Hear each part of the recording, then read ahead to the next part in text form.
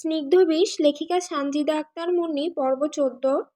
অন্ধকার নিভৃত কক্ষে মিটিমিটি আলোর ঈষদাভায় দেওয়ালে পিঠ ঠেস দিয়ে বসে আছে নাঝা, এক অচল প্রতিমার মতো, দুই হাত দুই দিকে প্রসারিত, একদম নিশ্চল হয়ে। আর হবে নাই বা কেন? আজ যে প্রাণহীনতা তাকে গ্রাস করেছে। তৌসির আজ ওকে শারীরিকভাবে আঘাত করেনি, শুধু সজোরে ছিটকে ফেলে দিয়ে চপেটাঘাতের জন্য ভৎসনা করেছে, তবে আঘাত করেনি। কিন্তু চপেটাঘাতের চেয়েও বহুগুণে তীক্ষ্ণ ছিল তৌসিরের বলা বাক্য কষাঘাত। ওর মুখ থেকে নিঃসৃত তিক্ত গালিবর্ষণ মাংসের আঘাতের চেয়েও দ্বিগুণ রেখাঙ্ক এঁকে দিয়েছে নাঝার অন্তর্জগতে। তৌসিরের অশালীন তিরস্কারে মনটা একে তো বিষণ্ণতায় আচ্ছন্ন, তার উপর এই দারুণ ভাবনা আপন মস্তিষ্কের ধরনী কিভাবে এই স্বেচ্ছাচারী কীটের সঙ্গে সারা জীবন যাপন করবে। এ কি আদৌ নাঝার পক্ষে সম্ভব? এই অসম্ভব প্রশ্নটির কোনো উত্তর নাঝা খুঁজে পায় না, আর না পায় এই অমিলন সমীকরণের কোনো গূঢ় মিলনসূত্র। ঠিক এমন অসহায় মুহূর্তে তৌসির ঘরে প্রবেশ করে। রুমের মাঝ বরাবর এসে দাঁড়িয়েও আকস্মাৎ চারপাশে এক পলক চোখ বোলায়। নাঝার দেওয়ালের সাথে এমন বিধ্বস্ত ও নিশ্চল ভঙ্গিমায় বসে থাকাটা তৌসিরের দৃষ্টিতে আটকায়। আটকাতেই তার বুক চিরে বেরিয়ে আসে এক দীর্ঘশ্বাস, ভারী শ্বাস। এই মেয়েটিকে নিয়ে সে কি করবে? তৌসির মনে মনে অহর্নিশ চেষ্টা করে নাঝার মন মতো হতে, তাকে প্রীত রাখার চেষ্টাও করে, অথচ নাঝা বরাবরই তৌসিরের প্রতিবর্তী কাজ করে। কিসের প্রয়োজন নাঝার তৌসিরের কাজে প্রতিবন্ধকতা সৃষ্টির? কেনই বা সে এসব করবে? পরিণীতা তো পরিণীতার মতোই থাকবে, প্রতিটি বিষয়ে এমন হস্তক্ষেপ কেন? সম্ভবত এই কারণেই স্ত্রীকে অতিশয় প্রশ্রয় দিতে নেই। তৌসির দীর্ঘশ্বাস ছেড়ে ধীরে ধীরে দুকদম এগিয়ে আসে। নাঝা তৌসিরের উপস্থিতি টের পায়, তথাপি টের পেয়েও কোনো সাড়া দেয় না। সেই পূর্বের ন্যায় নিষ্ক্রিয় হয়ে বসে থাকে, দৃষ্টি মেঝেতে নিবদ্ধ রেখে। এ দেখে নাঝার সামনে এক হাঁটু গেড়ে বসে তৌসির। নাঝার দিকে কিছু সময় নির্বাক চেয়ে রয়। নাঝা তৌসিরকে নিজের সামনে বসে থাকতে দেখেও তৎক্ষণাৎ ওর দিকে নজরপাত করে না। তৌসির নাঝার এই মৌনতা দেখে নিজেও কিছু মুহূর্ত নীরবতা যাপন করে, অতঃপর নাঝার শীতল হাতের উপর নিজের হাত রেখে বলে, চলো ঘুমাইতাম। নাঝা নিরুত্তর সেই আগের ন্যায় স্তব্ধতার মূর্তি হয়ে বসে থাকে। তার ভেতরের আগ্নেয়গিরি এখনো শান্ত হয়নি। তৌসির এটা দেখে হাত বাড়িয়ে ওর কাঁধে অন্য হাত রাখে। তৌসিরের স্বরে অক্লান্ত চেষ্টা পরিস্থিতি শান্ত করার এক ব্যর্থ প্রয়াস। চলো ঘুমাই আমরা। এই অসহ্য স্বাভাবিকতা নাঝার অন্তরের ক্রোধাগ্নিকে মুহূর্তে আক্রোশে পরিণত করে। ও দাঁতে দাঁত চেপে তৌসিরের দিকে তাকায়, চোখে এখন তিক্ত ঘৃণা। সমস্ত গুমট ভেঙে এক ঝাঁঝালো চিৎকার করে, তো ঘুমাচ্ছেন কেন? আমি কি ধরে রেখেছি? যান। তৌসির নাঝার এই ঝাপটা ক্রোধেও সামান্য বিচলিত হয় না, বরং ঠোঁটে এক ব্যঙ্গাত্মক হাসি টেনে ধরে, এক দীর্ঘ ক্লান্ত শ্বাস ফেলে বলে, তেজ দেখাচ্ছ আমায়, তালুকদারের মাইয়া? নাঝা ক্রোধে কাঁপতে কাঁপতে জবাব দেয়, হ্যাঁ দেখাচ্ছি তো। আপনার কোনো সমস্যা? তৌসির আর কোনো তর্ক বাড়াবার উপায়ন্তর না দেখে মুহূর্তে সিদ্ধান্ত নেয়, আর এক ঝটকা টান দিয়ে নাঝাকে তুলে দাঁড় করিয়ে দেয় এবং পরক্ষণেই শক্ত হাতে কোলে তুলে নেয় ওকে। আর বলে, এত রাগ কইরো না তালুকদারের মাইয়া, রাগ অহংকার ভবিষ্যতের জন্য খুব খারাপ। নাঝা কোল থেকে নামার জন্য বন্যের মতো হাত পা ছুটতে থাকে। ওর মুখ দিয়ে ক্ষোভের বিষ ঝরে পড়ে, নেশাখোর গাঁজাখোর বাটপার ছাড়ুন আমায়। কিন্তু তৌসির ওকে ছাড়ে না। তার ধরা শক্ত বাঁধন নাঝার সমস্ত প্রতিবাদকে ব্যর্থ করে দেয়। ওকে জোর করে বিছানায় বসাতে বসাতে তৌসির ঠাট্টার সুরে বলে, এমন ব্যাঙের মতো লাফাইস না আলো ডাকাতনি, কমর টমর ভাইঙা নিয়া আমার বিপদই বানাবি। বিছানায় বসিয়ে তৌসির নাঝার দিকে ঝোঁকে। নাঝার চোখ এখনো প্রতিরোধের আগুন নিয়ে জ্বলছে, কিন্তু ওর শরীর অবসন্ন। সে বোঝে এই মানুষটির শারীরিক বলের কাছে ওর সমস্ত আবেগিক শক্তি আজ পরাস্ত। কিছুক্ষণ পর নাঝার রাগ কমেনি, একটুও কমেনি। বিছানার দেওয়ালের সাথে হেলান দিয়ে চুপচাপ গুটিসুটি মেরে বসে আছে, মুখে রাগের আগুন নিয়ে। ক্রোধে রগে রগে জট লেগে যাচ্ছে। তৌসির ওর সামনে মাথা নিচু করে বসে আছে, তবে শান্তিতেও বসে নেই। শান্তি শব্দটা তৌসিরের সাথে জীবনেও যায়নি, আর যাবেও না। এই তো তৌসির বসে আছে তো আছেই, সাথে নাঝার পায়ের আঙুলগুলোতে নিজের হাতের বৃদ্ধা আঙুল কখনো বুলাচ্ছে, আবার কখনো আঙুলগুলো আলতো টেনে ধরছে আর ফিসফিস করছে, আর কখনো তোমার লগে চিল্লামো না, সত্যি কইতেছি, আও এবার ঘুমাই। নাঝার আগে ফোঁস করে ওঠে, না চিল্লাবেন না কেন? আরও বেশি করে চিল্লান, আমি তো বান্দি, আমায় এনেছেন তো বান্দি, আমার সাথে তো চিল্লাবেন। এটা শুনে তৌসির থতমত খেয়ে যায়। এই মাইয়া তো বহুত বজ্জাত, নিজের মুখে নিজেকে কামের বেড়ি বানাইয়া নিতেছে। তৌসির মুখ তুলে ওর পানে নিরলস চাহনি নিয়ে বলে, তুমি বউ বউয়ের মতো থাকবা, তুমি কেন আমার লগে গাদ্দারি করবা আর আমার রাগ উঠাবা? নাজা তৌসিরের কথায় চিৎকার করে উচ্চারণ করে, আমি যা করেছি ভালো করেছি। গাঁজা বিক্রি করেন, ড্রাগস বিক্রি করেন, লজ্জা নেই? দেশের ছোট ছোট কিশোরগুলোকে এসবে জড়িয়ে মারেন, নির্লজ্জ। ওদের কতটুকু ক্ষতি হয় বোঝেন? টাকা আয় করার নেশায় মনুষ্যত্ব খুইয়ে নিয়েছেন। জানেন, আপনারা জানেন, যেখানে অন্য দেশের তরুণ প্রজন্মের হাতে মানুষ দেশের সুন্দর ভবিষ্যৎ তুলে দিচ্ছে, সেখানে আমাদের এই দেশে আপনাদের মতো রক্তচোষারা তাদেরই ভবিষ্যৎ ধ্বংস করে দিচ্ছেন এই মাদক দ্রব্যের দ্বারা। তৌসির নাজহার কথায় বিরক্ত হয় খানিকটা, চোরা চোখে ওর দিকে তাকিয়ে রয় আর হেসে বলে, এত দেশপ্রেম না মারাইয়া চুপচাপ ঘুমাও। দেশের মানুষের ভবিষ্যতের চিন্তা না কইরা আমার বংশ বিস্তার করার চিন্তা করো। নাজহার খুব রাগ হয়, বড্ড বেশি রাগ হয়। দুই হাত দিয়ে বিছানার চাদর আঁকড়ে ধরে আর দাঁত চেপে জবাব দেয়, আমি করব না আপনার ঘর। তৌসিরের রগ এবার তেরা হয়ে যায়। এতক্ষণ নরম ছিল, অথচ আর রইতে পারল না শান্ত। এবার তাই শক্ত গলায় বলে, তাইলে তোর বাপরে ফোন দিয়া কই যে আপনার ডাকাইতনি আমার ঘর করতো না, নিজের জিনিস নিজের কাছে নিয়ে যান। হ্যাঁ বলুন, এক্ষুনি বলুন, থাকবো না আপনার সাথে। আমি আব্বাদের সব বলে দিব, সব বলে দিব। ওর কথায় তৌসির তাচ্ছিলের হাসি দিয়ে বলে, ও সিনাল, তোর কথা লাগতো না, তোর বাপ চাচা হিসাবে আমার থেকেও এক কাঠি ওপরে, তাই এত ফোঁস করিস না। আমার বাপ চাচা খারাপ হলো আপনার মতো খবিস না। আপনার নামে আমি মামলা দিব, নারী নির্যাতনের মামলা দিব। তুই আমারে যে প্যারা দেশলো বেত্তামিজ নি, তাইলে তো আমারও তোর নামে পুরুষ নির্যাতনের মামলা দায়ের করা উচিত। আমি পুলিশকে আপনার কুকর্মের কথা বলে দিব, সব বলবো। আমিও তোর বাপ চাচার বিরুদ্ধে যত প্রমাণ আছে সব মিডিয়ায় দিয়া দিমু, হইব? নাজহা তৌসিরের সাথে কথাই পেরে ওঠে না। ও এক কথা বললে তৌসির 100 কথা বলে। অবশেষে বিরক্ত হয়ে নাজহা তর্ক বন্ধ করে উঠে যাওয়ার জন্য অগ্রসর হয়, থাকবে না এই লোকের সামনে।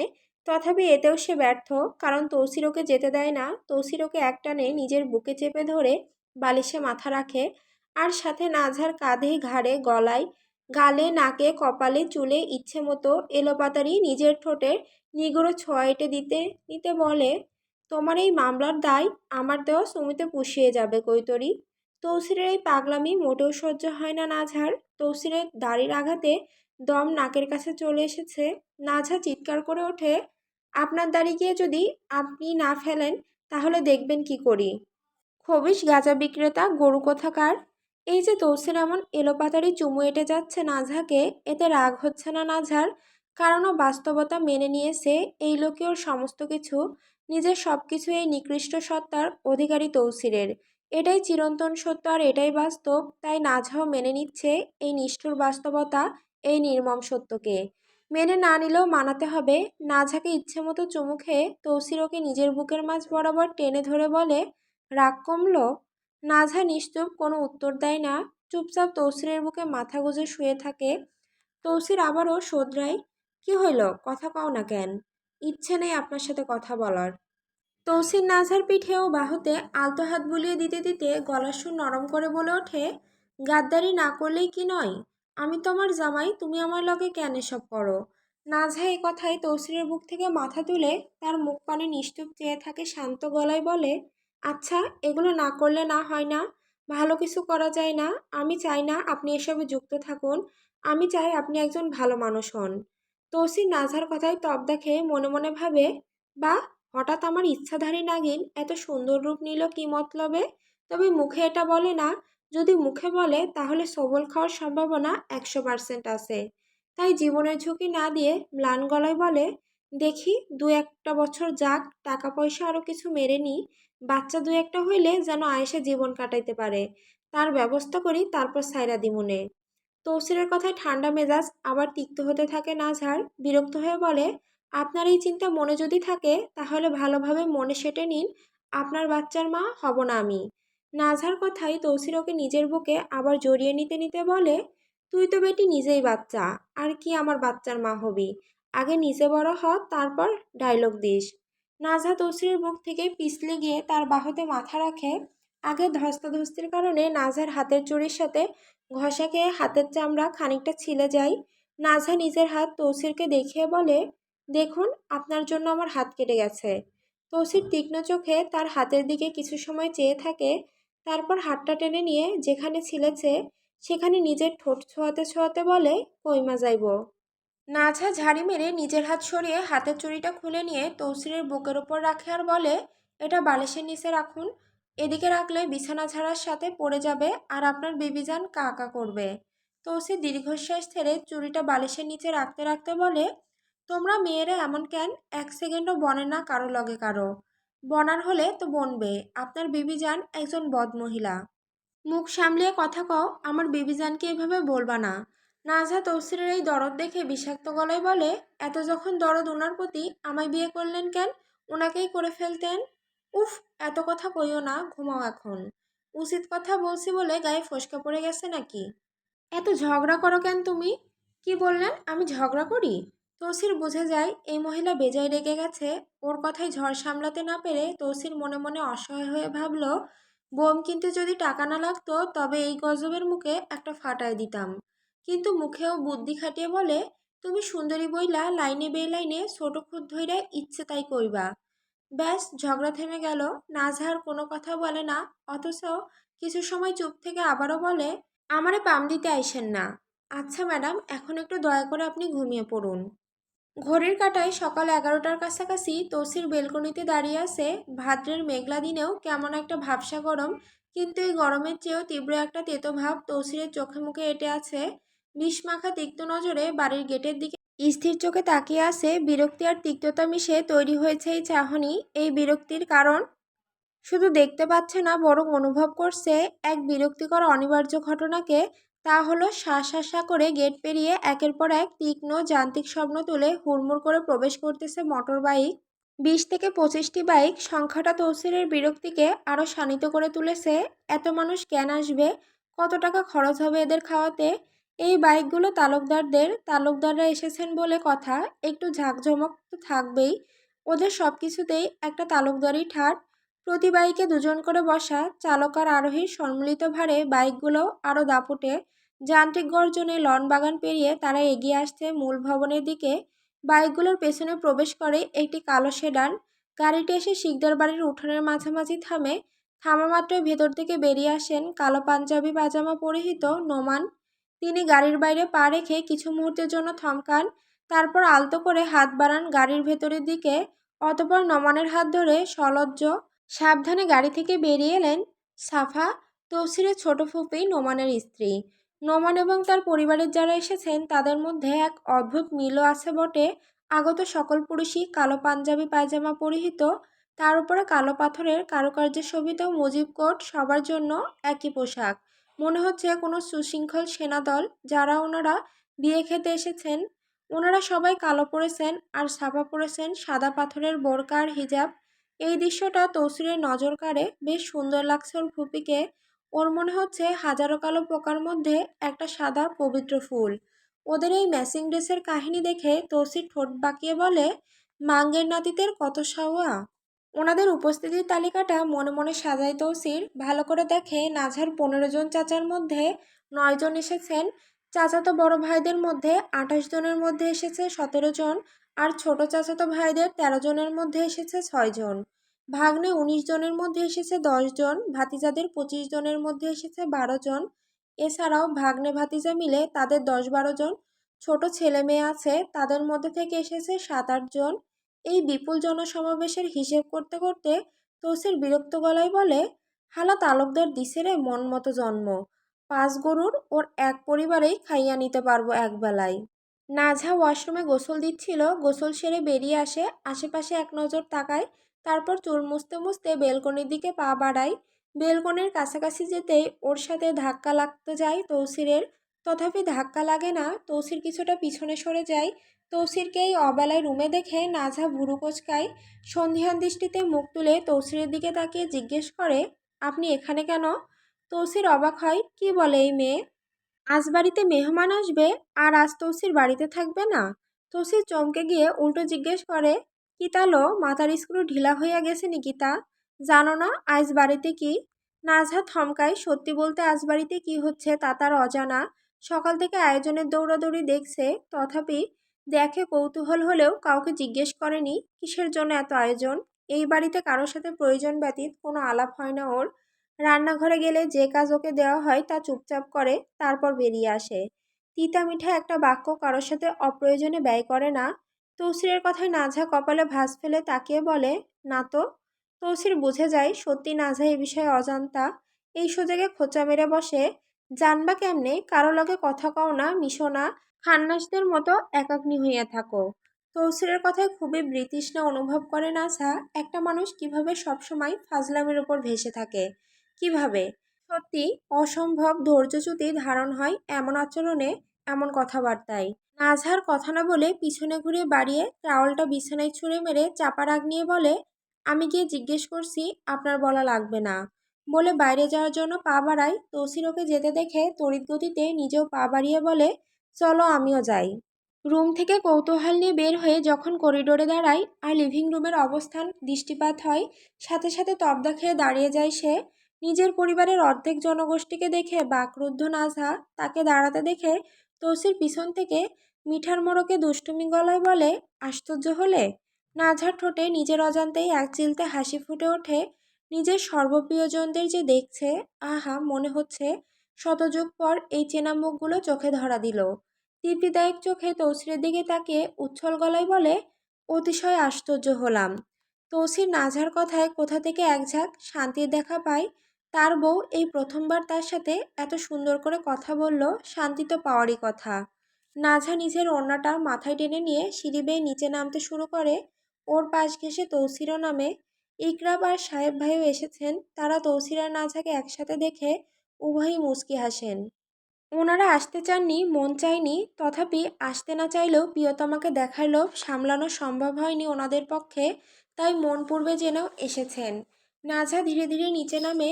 ও নামতেই সবার আগে ওর মাস্টার চাচু আর ছোট চাচু এগিয়ে আসেন। নাঝা অবাক হয়ে তাদের দিকে চেয়ে রয়। স্বল্প সময়ের মধ্যে ওনারা দুজনে হাত বাড়ান নাঝার ন্যায়। নাঝা নিজেকে আর আটকাতে পারে না। সবার প্রতি অভিমান জমলেও এই দুজনের প্রতি কোনো অভিমান বা অভিযোগও নেই।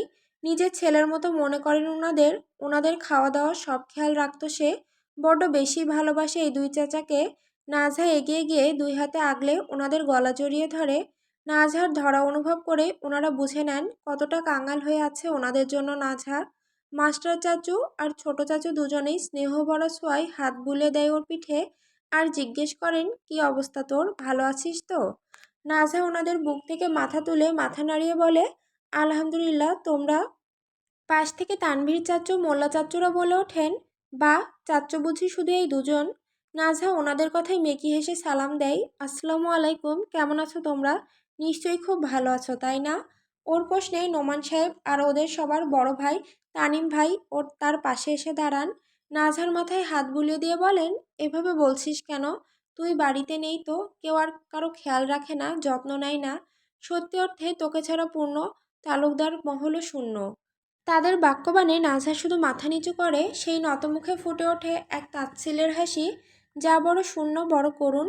আজ এই কথা বলছে, অথচ নিঃস্বার্থের কদর্য খেলায় তারাই ওকে কুকুরের মতো বিলিয়ে দিয়েছেন। চক্ষু তুলে নাঝা চারপাশে তাকায়, খুঁজে ফেরে দুটি মানব প্রকৃতিকে। তারা হলেন ওর আব্বা আর তালহা ভাই। মন চায় একবার তাদের উপস্থিতি, কিন্তু না, এই দুই আশ্রয়দাতার দেখা মিললই না। তাদের অনুপস্থিতি নাঝার অন্তরে এক কঠিন প্রশ্ন বুনল। তারা এত নিষ্ঠুর? যাকে পৃথিবীর সবচেয়ে বেশি ভালোবাসে, যে তাদের প্রাণ, তাকে এত সহজে অবহেলা করল। তালহা ভাইয়ের না আসা মানাই গেল, কিন্তু আব্বা, মেয়ের কথা বুঝি একবারও মনে পড়ে না তার? অথচ প্রতিদিন দুবার তিনবার ফোন করেন, কিন্তু তিনি মেয়েকে একবার দেখতে আসেন না। আজ সবাই এলো, সবার সাথে তার আব্বা এলেন না। বাবার মুখটা দেখার জন্য, ওনার বুকে মাথা রাখার জন্য নাঝার ভেতরটা হাহাকার করছে। কতদিন হলো ও আব্বার দেখা পায়নি, কতদিন হলো বুক ভরে ও আব্বা বলে ডাকতে পারিনি। এইসব ভাবনার অতল গহ্বরে যখন ডুবে এদিক ওদিক তাকাচ্ছিল, তখনই চোখ পড়ে সাহেব ভাইয়ের ওপর, যিনি ওর দিকেই তাকিয়ে আছেন। ওনার তাকানোটা অসহায় হলেও নাঝার বোধগম্য তা হয় না।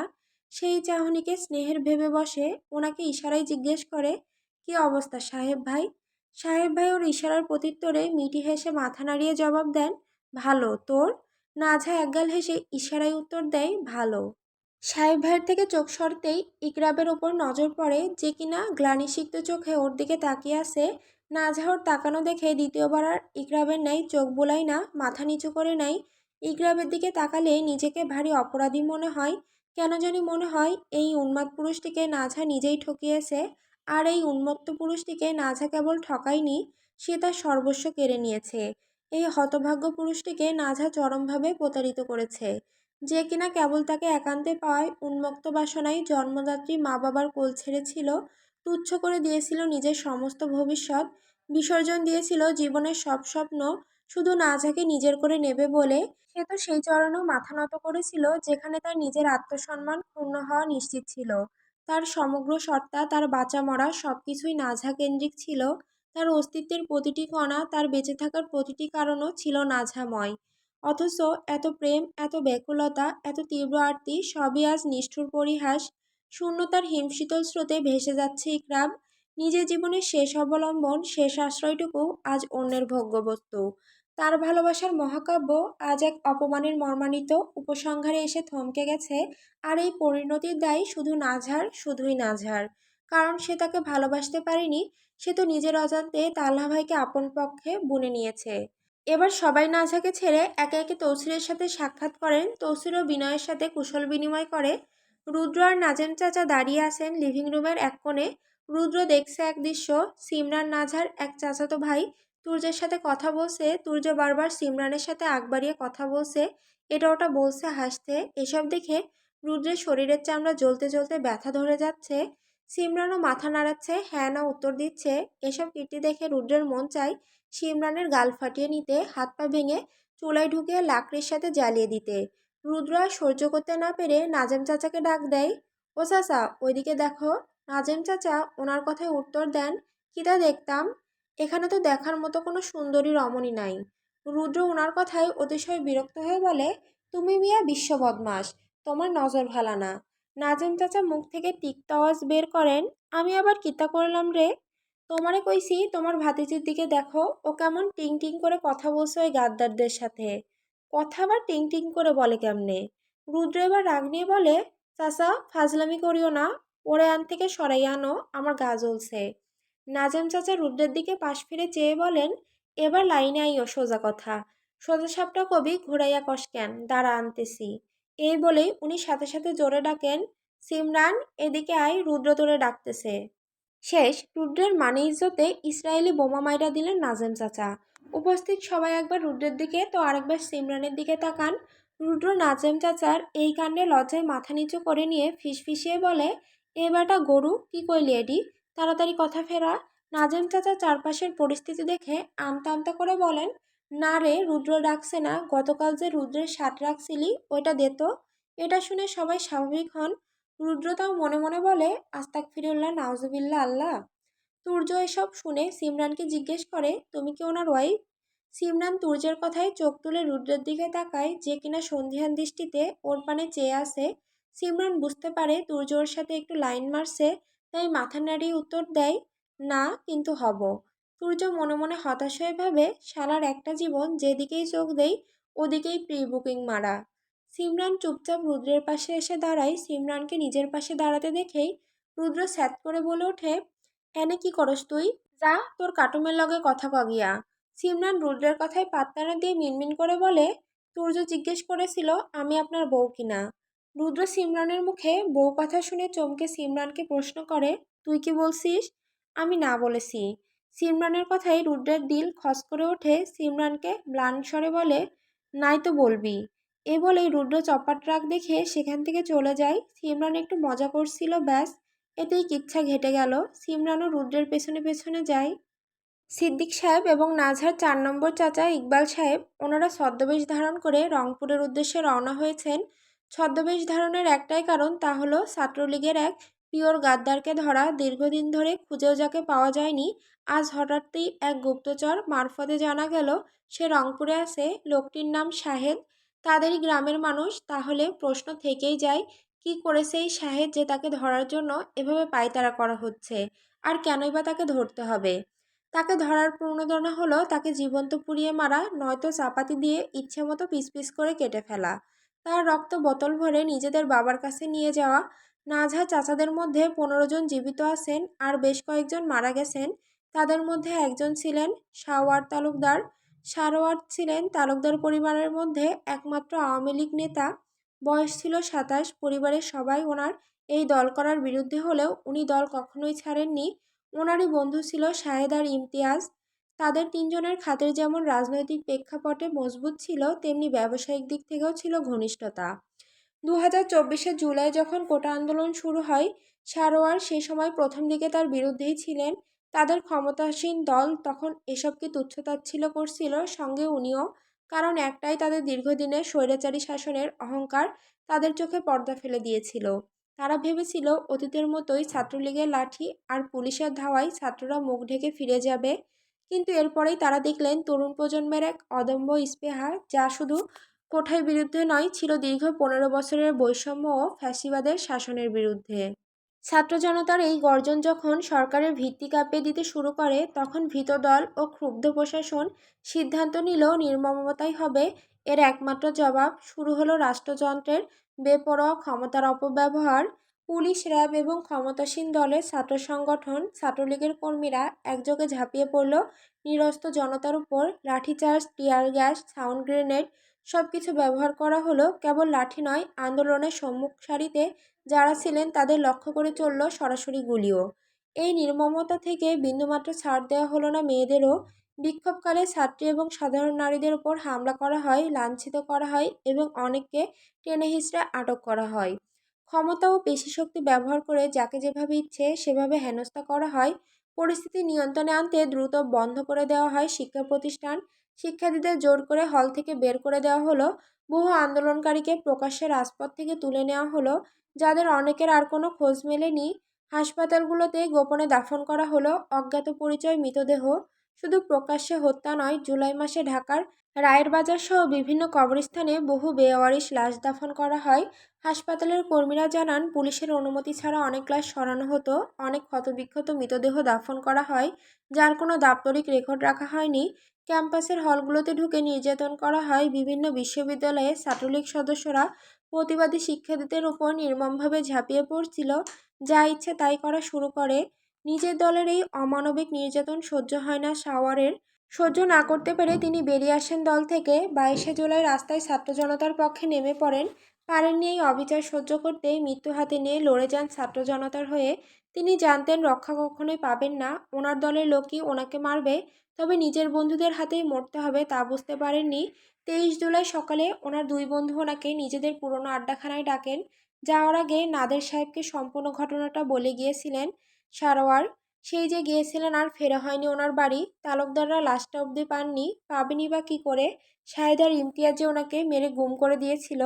ইমতিয়াজ রাতারাতি দেশের বাইরে যাওয়ার জন্য প্রস্তুত হয়ে যায় এবং চলেও যায়, কিন্তু শাহেদ যায় না। তার মনে ছিল, বিদেশ গিয়ে আর কি হবে, এখানে এগুলো কিছুদিন পর থেমেই যাবে।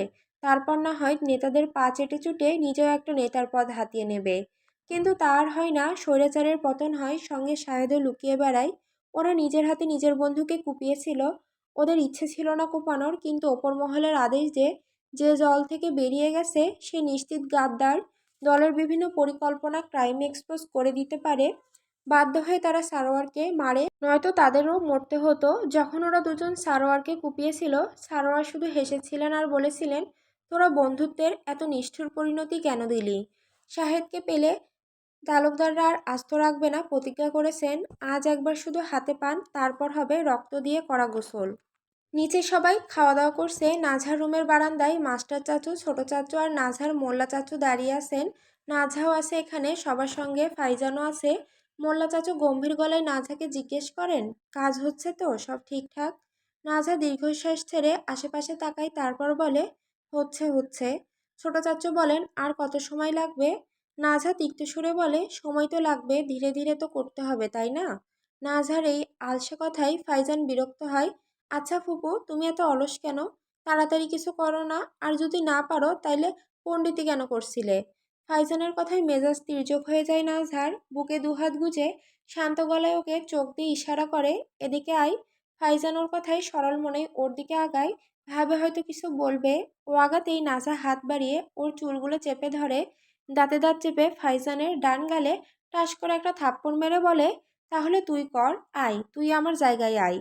থাপ্পড় মেরে ফাইজানকে ছেড়ে দেয়। ফুফুর নরম হাতের ঝাক্কাস গরম থাপ্পড় খেয়ে ফাইজান তিক্ত গলায় বলে, আল্লাহ, তোমার মরা হাড্ডিতে এত শক্তি, আমার দাঁত নড়ে গেল রে। নাজহা ওকে এমন কাতরাতে দেখে ভ্রুক্ষেপ না করে মাস্টার চাচুর দিকে তাকায় আর বলে, আমার কাছে ইম্পর্টেন্ট কিছু আছে। ওর মুখে ইম্পর্টেন্ট শব্দটা শুনেই মাস্টার চাচুর হালকা রাগ হয় আর উনি জ্ঞান দেওয়া শুরু করেন, Nazha, avoid saying important, I said make your English stand out, say crucial instead. Nazha ওনার দেওয়া উপদেশ শুনে দীর্ঘশ্বাস ছাড়ে। এই মাস্টার চাচু মারাত্মক মানুষ। ছোটবেলা থেকে দেখে আসতে সিরিয়াস সময়ে উল্টাপাল্টা বা কমন ইংরেজি বললে উপদেশ দেওয়া শুরু করেন। আজও তার ব্যতিক্রম কিছু করলেন না। জীবন চলে যাওয়ার মুহূর্তেও উনি বলবেন, ইংরেজি ঠিক কর। নাজহা মাথা নেড়ে সম্মতি দিয়ে বলে, I shall ensure that I articulate this view point at the next juncture. ওর কথায় মাস্টার চাচু সন্তুষ্ট হয়ে বলেন, the revision is commendable, it is now absolutely appropriate. Nazha ওনার কথায় আবারও মাথা নেড়ে রুমে আসে। উদ্দেশ্য ফোন বিছানার উপর থেকে নেওয়া। যখনই ফোন হাতে নিতে যাবে তেমন মুহূর্তে নোমান, সাফা আর তৌসির তাদের রুমে প্রবেশ করে। সাফার নোমানকে নিয়ে রুমে প্রবেশ করতে করতে বলেন, এটা হলো তৌসিরদের রুম। নাজহা তাদের দেখে আর ফোন হাতে নেয় না। ওনাদের গলার স্বর পেয়ে মাস্টার চাচুটা স্বাভাবিক হাসিমাখা মুখে রুমে আসতে আসতে বলেন, তোমার রুম দেখতে এসেছে, আমরাও এলাম এই। তৌসির ওদের এই হাসি মুখের মিষ্টবাণী শুনে একবার নাজহার দিকে তাকায়, তারপর আবার ওনাদের পানে দৃষ্টি নিবদ্ধ রেখে মনে মনে বলে, সুদানির পর কি গাদ্দারির প্ল্যান করছিলি কে জানে, এখন পুঁটি মাছের মতো ভেলকি মারতাছো। নাজহা সাফার দিকে দু কদম এগিয়ে এসে বলে, আসুন না, এদিকে বসুন। সাফা মৃদু হেসে নাজহার কাঁধে হাত রেখে বলেন, না মা, বসবো না, তোমার চাচ্চু দেখতে চেয়েছেন তাই নিয়ে এলাম। নাজহা হালকা মাথা নাড়ায়। সাফা একপাশে এক পলক তাকান। তখনই ওনার চোখ পড়ে নাজহার হাতের দিকে। এক হাতে চুড়ি আছে, অন্য হাতে নেই। এই বিষয়টি নজরবন্দি হতেই নাজহাকে সাফা জিজ্ঞেস করেন, তোমার আরেক হাতের চুড়ি কোথায়? চুড়ির কথা শুনতেই নাজহার স্মরণ হয় গতকাল রাতে যে বালিশের নিচে রেখেছিল আর পড়া হয়নি। আমতা আমতা করে বলে, খুব খুলে রেখেছি। সাফাই কথাই নাজহাকে বোঝান, বিবাহিতদের চুড়ি এভাবে খুলে রাখতে নেই, হাতে পড়তে হয় সব সময়। এবার নাজহার মাথায় চটজলদি একটা বুদ্ধি আসে। তৌসিরের দিকে আর চোখে এক নজর তাকায়, এই সুযোগে তৌসিরকে শরম দেয়ার। এই লোক সবসময় বেশরমের মতো গালাগালি করে, আজ বাস দেওয়ার সুযোগ এসেছে। যদিও এতে নাজহাও লজ্জা পাবে, কিন্তু সবাই তো বুঝবে ও ছোট মানুষ, না বুঝে বলে দিয়েছে। আর শরমের তকমা তৌসির পাবে। যেমন ভাবা তেমন কাজ। নাজহা বলে ওঠে, আরে না, আমি খুলিনি তো চুড়ি, উনি খুলেছেন গতকাল রাতে। এটা শুনে উপস্থিত সবাই স্তম্ভিত হয়ে দাঁড়িয়ে থাকেন। কি বলা উচিত খুঁজে পান না। নাজহা হুট করে এমন লজ্জা দেবে কল্পনাও করেননি। অতপর নাজহার কথায় মিটিমিটি হেসে ওনারা পিছনে তৌসিরের দিকে তাকান। তৌসিরের দিকে তাকাতেই চোখ কপালে উঠে যায়, কারণ ওখানে তৌসির নেই, এক মুহূর্তের মধ্যে গায়েব হয়ে গেছে। এতে একটু স্থির শ্বাস ফেলেন সবাই। এদিকে নাজহার মুখ থেকে এমন ডাহা মিথ্যা শুনে তৌসিরের হৃৎপিণ্ড বেরিয়ে আসার উপক্রম। ওর কথা শুনেই ইজ্জত বাঁচাতে আলগোছে রুম থেকে বেরিয়ে এসেছে। করিডোরে দাঁড়িয়ে আশেপাশে নজর তাকায় আর বলে, লা হাওলা ওলা কুওয়াতা ইল্লা বিল্লাহ। আমার ডাকাতনি আমার ইজ্জতের ডাকাতি কইরা দিল রে। এক পর্যায়ে সবাই রুম থেকে বেরিয়ে যান। সবাই যাওয়ার পর এবার রুমে ফিরে আসে তৌসির। আজ নাজহার সঙ্গে কিছু একটা হয়ে যাবে। কেন এত মিথ্যে বলল ও? রুমে এসে দেখে নাজহা রুম থেকে বেরোতে নিচ্ছে। তৌসিরকে দেখে দু কদম পিছিয়ে গিয়ে জিজ্ঞেস করে, আপনি এখন এখানে কি করেন? নিচে যান, মেহমানদের সাথে থাকুন। তৌসির অন্যায় চঞ্চল চোখে চেয়ে থাকে কিছু সময়। বা, আজ তো মারাত্মক লাগছে এই নিরুপমাকে। কালো সুতির একটা গাউন আর লাল পাজামা ওড়না পরেছে। তৌসিরের ভেতর হঠাৎই কিলবিল করতে থাকে, উহু, এই মেয়েটা জাদু জানে। প্রতিদিন নতুন নতুন রূপ ধারণ করে আর তৌসিরকে পুড়িয়ে মারে। এই জাদু করার দায়ে একে দু একটা মামলা দেওয়া উচিত। ডাকাতি কি আর এমনি এমনি বলে? তৌসিরের অন্তরেই নারীর ডাকাতি করে নিয়েছে। কঠিন থেকে কঠিন সাজা হওয়া উচিত এই নারীর। তৌসির শিকদারকে নিজের মায়ে ফেলে দিচ্ছে। কঠিন পাপ করে ফেলছে। তৌসির এই মহাভাবনার সমাপ্তি ঘটিয়ে এবার হাত বাড়িয়ে নাজহার হাত টেনে নিজের নিকট নিয়ে আসে। নাজহা আসতে চায় না, উল্টো তৌসিরের থেকে সিটকে সরে যাওয়ার চেষ্টা করতে করতে বলে, ধুর, নিচে যান, মেহমানদের সাথে কথা বলুন। তৌসির নাজহার এই ছোটাছুটি দেখে মৃদু হেসে ওর কোমরে দুহাত শক্ত করে রাখতে রাখতে বলে, মেহমানদের সামনে যাওয়ার মুখ রাখছো? মিথ্যা বললা কেন? আমি তোমার চুড়ি খুলছি? নাজহা তৌসিরের প্রশ্নে আলতো ঘাড় কাত করে। বেশ অস্বস্তি হচ্ছে নাজহার। তৌসিরের হাত দুটো ভারী বেপরোয়া। কোমরে রাখা হাতের আঙুল দিয়ে বারবার নাজহার কোমরে পেটে খোঁচাচ্ছে। নাজহা ছটফট করে উঠে বলে, আমার ইচ্ছে হয়েছে তাই আমি বললাম। সত্যিটা তো আপনি জানতেন, তাহলে বাধা দিলেন না কেন? তৌসির ওর কথায় ওর চোখে চোখ রেখে আর চোখে বলে, বেইজ্জত করছো আর করানোর ইচ্ছা আসছিল নাকি, যে এমন পরামর্শ দিতেছো? এই বলে নাজহাকে পেঁচিয়ে রাখা হাতের বাঁধন আরও শক্ত করে। নাজহাকে নিজের আরেকটু কাছে টেনে আনে। তৌসিরের এই কাজে বিরক্তির এক সূক্ষ্মরেখা নেমে আসে নাজহার মুখ পানে। অন্তরে একরাশ অস্বস্তি নিয়ে বলে, ছোঁয়া কাছে টানা পছন্দ না আমার, অস্বস্তি লাগে, বিরক্ত হই। নাজহার কথায় তৌসির কোনো প্রতিক্রিয়া দেখায় না। এতটুকু অন্তত বোঝে নাজহা এসবে অভ্যস্ত নয়। তৎফলে নাজহার এই বাণী উচ্চারণ তৌসির আলতো হেসে ধারণ করে। আমি জানি তুমি এসব পছন্দ করো না, তোমার বয়সটাই এমন, কিন্তু কি করতাম কও তো, আমিও তো পুরুষ। এই বলে অন্য কিছু বলতে যাবে, তার আগেই নাজহা তার মুখ থেকে কথা কেড়ে নিয়ে ক্ষীণ অনুনাদে বলে, আপনার নিজেকে গুটিয়ে রাখার সংগ্রাম আমার অজানা নয় তৌসির। আমার সন্তুষ্টি শুধু এইটুকুতেই যে আপনি আমার মানসিক শান্তিকে সম্মান করেছেন, যথাসম্ভব আমার থেকে দূরে থেকেছেন বা থাকছেন। আপনার এই নিরাসক্তি আপনার করা অন্যান্য সকল ঘাটতির ঊর্ধ্বে আমার ভালো লাগার একমাত্র কারণ। হয়তো এক প্রকার করুণাই দেখাচ্ছেন আমার অস্বস্তিতার প্রতি এটা করে। আপনার নিজস্ব চাহিদা আছে তা আমি বুঝি। আমি জানি আপনারও আকাঙ্ক্ষা আছে, কিছু পাওয়ার, কিছু চাওয়ার। তবে বিশ্বাস করুন, এই জিনিসটা বুঝতে পেরেও আমার রুদ্ধশ্বাস হয়ে আসে। আমি বারংবার চেষ্টা করি নিজের এই ছটফটানিকে অস্বীকার করতে, আপনাকে বর্তমানের সত্য হিসেবে গ্রহণ করতে চাই। কিন্তু অতীত এবং আমার ভেতরের অস্থিরতা আমাকে বর্তমানের কাছে পৌঁছাতে দেয়ই না। নাঝারের স্বীকারোক্তিতে তৌসির স্তব্ধ হয়। অচঞ্চল চাহনি নিয়ে শুধু নাঝার পানে চেয়ে থাকে আর ভাবে, এতদিন ভাবতাম আমার ডাকাতনির বুঝ কম, কিন্তু আজ তো দেখি আমার দাদার চেয়েও বেশি বুঝ আছে ওর। বা তৌসির বা, তুই জিতা লইছস মারাত্মক এক ঝি। তোর এই পোড়া কপালে লাল ছন্দের গুড়া লাগলো কেমনে? না, কারো দোয়া টোয়া লাগলো? জীবনে তো কারো ভালো করিস নাই, তাইলে দোয়া লাগবো কেমনে? মনে হয় দয়াল এবার একটু দয়া করে ভিক্ষা দিছেন। সবই দয়ালের দেওয়া দয়া। তৌসিরকে নিজের পানে এভাবে চেয়ে থাকতে দেখে নাজহা ভুরু কোঁচকায়। নাজহার মুখের প্রতিক্রিয়া দেখে তৌসির বাস্তবে ফিরে আসে। অতঃপর কোনো কথাবার্তা ছাড়াই হুট করে নাজহাকে একটানে কাছে টেনে অভ্যাসের মতো নাজহার গালে নিজের নাক ঠোঁট ঠেসে ধরে আর ফিসফিসিয়ে বলে, আমার কোনটা লাগতো না এখন, খালি এমনে দুই একটা চুমুটুমু খাওয়ার সুযোগ দিও। নাজহা পরে বিপদে বেজায় খারাপ অনুভূতি অনুভব হচ্ছে, তথাপি কিছু বলতে পারছে না তৌসিরকে। নাজহা ছটফট করতে করতে তৌসিরের কাঁধে ধাক্কা দিয়ে বলে, দাড়িগুলো আমার গাল শেষ করে দিচ্ছে, সরুন। তৌসিরও থুতনিতে হাত রেখে আরও প্রগাঢ়ভাবে ঠোঁট ঠেসে বলে, আর কয়দিন সহ্য কইরা নাও, পরে লম্বা হইয়া গেলে আর গালের গাথব না। নাজহা ওকে দূরে সরানোর জন্য প্রচণ্ড জোরে ধাক্কা দিতে দিতে বলে, তাহলে লম্বা হওয়ার পর আইসেন, এখন ছাড়ুন, নিচে যাই, কাজে সাহায্য করি ওনাদের। তৌসির কি আর ছাড়বে এত সহজে? নাজহার অন্য গালে ঠোঁট বসিয়ে হালকা বিরক্ত হয়ে তিক্ত সুরে বলে, তুমি কার বাল ফেলাইবে অনে গিয়া, 20-22 জন মানুষ আছে, কাম করবে না তারা। কাজ করার নয় বিষয়টা, বিবেক বলতে কিছু আছে তাই না? বিবেক আর তুমি মারাইও না, চুপচাপ খাড়া থাকো। আমি যে সময় ছাড়মু ওই সময় যাইবা, আর কোনো কথা না। ব্যাস, নাঝাও চুপ করে যায়। যেটা যেমন হচ্ছে তেমনি হোক, পরিস্থিতির তালে তালে শুধু তাল মেলাক। সবুরে মেওয়া ফলে, দেখা যাক ওর ভাগ্য কি দেয়, ওর থেকে আর কি নেয়।